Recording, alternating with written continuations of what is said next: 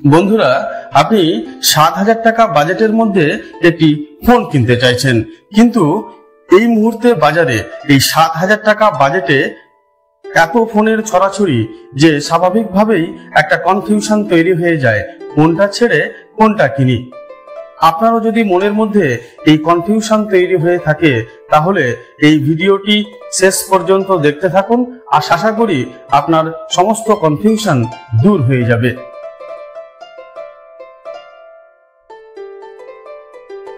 তো এই হচ্ছে ইনফিনিক্স স্মার্ট 8 HD।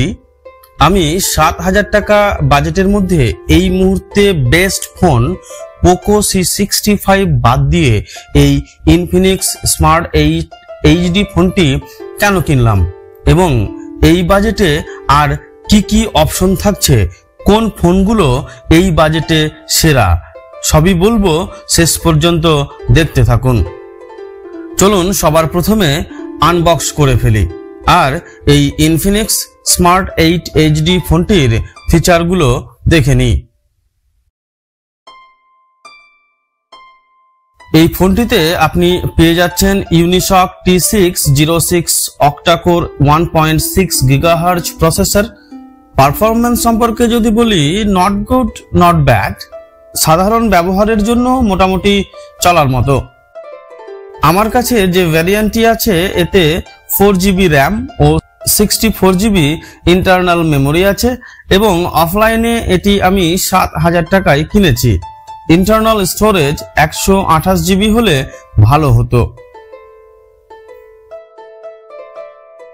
এবারে আসি বাটন ও পোর্টসে। ফোনটির নিচের দিকে আছে speaker grill, USB Type-C port, microphone port ও 3.5mm হেডফোন জ্যাক। বাঁদিকে আছে সিম ট্রে, এতে দুটি ন্যানো সিম ও একটি মাইক্রো SD কার্ড একই সঙ্গে ইউজ করা যাবে। আর ডান দিকে পেয়ে যাবেন পাওয়ার অন অফ বাটন, যেটি একই সঙ্গে ফিঙ্গারপ্রিন্ট সেন্সর হিসেবেও কাজ করে, এবং আছে ভলিউম বাড়ানো বা কমানোর জন্য বাটন।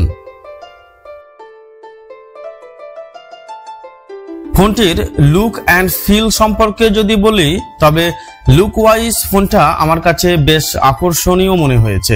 হাতে নিলে লো বাজেট ফোন কারো মনে হবে না, পাশাপাশি এর ওজনও খুবই কম, মাত্র 184 গ্রাম, এবং ওয়েট ব্যালেন্সও ঠিকঠাক, ফলে ইন হ্যান্ড ফিল বেশ ভালো।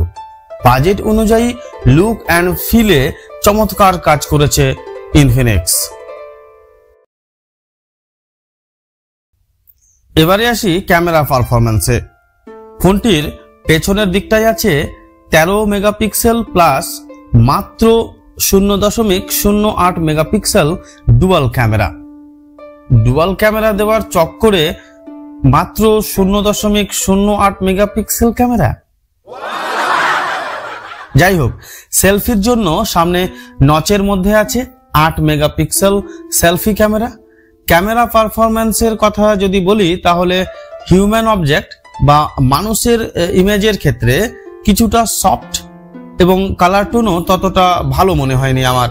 তবে হিউম্যান অবজেক্ট বাদে অন্য ক্ষেত্রে বাজেট অনুযায়ী ইমেজ কোয়ালিটি বেশ ভালোই মনে হয়েছে। মেইন ক্যামেরায় আপনি 30 FPS এ ফুল HD পর্যন্ত ভিডিও রেকর্ডিংও করতে পারবেন। চলুন ক্যামেরা স্যাম্পল দেখতে দেখতে বলি, এই বাজেটে Poco C65 camera, processor, design সব দিক থেকে এই মুহূর্তে বাজারের সবচেয়ে সেরা ফোন হওয়া সত্ত্বেও কেন আমি পোকো C65 বাদ দিয়ে ইনফিনিক্সের এই ফোনটি কিনলাম।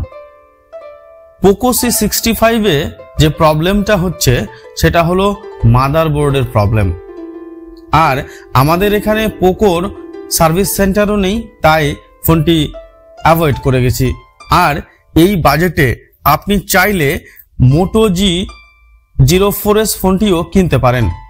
আমাদের এখানে ইনফিনিক্সের সার্ভিস সেন্টার আছে, তাই আমি ইনফিনিক্স স্মার্ট HD ফোনটি নিয়েছি। আপনি চাইলে ইনফিনিক্স 8 HD ফোনটিও কিনতে পারেন, কিংবা মোটো G04S ফোনটিও নিতে পারেন, কিংবা যদি আপনার এলাকায় সার্ভিস সেন্টার থাকে, কিংবা আপনার যদি কনফিডেন্স থাকে, আপনার যদি ভাগ্য ভালো থাকে যে আপনার ফোনের ক্ষেত্রে মাদারবোর্ডের ইস্যু হবে না, তাহলে আপনি নিশ্চিতভাবে পোকো C65 ফোনটি কিনতে পারেন। ভাগ্য সহায় হলে এই পোকো C65 ফোনটি আপনার ক্ষেত্রে নাও সমস্যা হতে পারে। সেই ক্ষেত্রে এই মুহূর্তে বাজারের সবচেয়ে সেরা ফোন কিন্তু এই পোকো C65।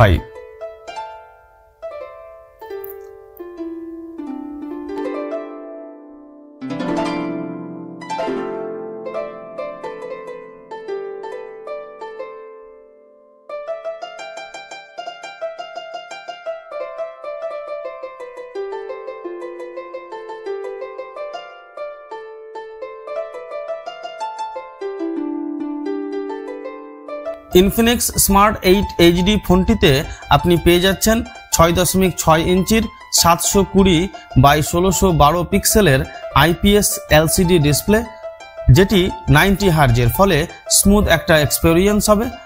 ভিডিও দেখার ক্ষেত্রে ডিসপ্লে বেশ ভালোই বলবো, কালার রিপ্রেজেন্টেশন আমার কাছে ভালোই মনে হয়েছে।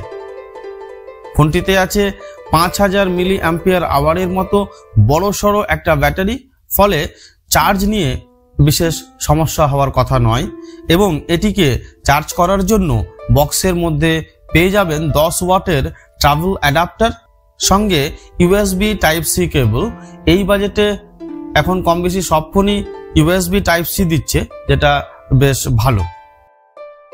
বন্ধুরা, আজকের মতো এই পর্যন্তই, দেখা হবে নতুন কোনো ভিডিওতে। ততক্ষণ পর্যন্ত ভালো থাকুন, সুস্থ থাকুন, সুস্থ রাখুন। ধন্যবাদ।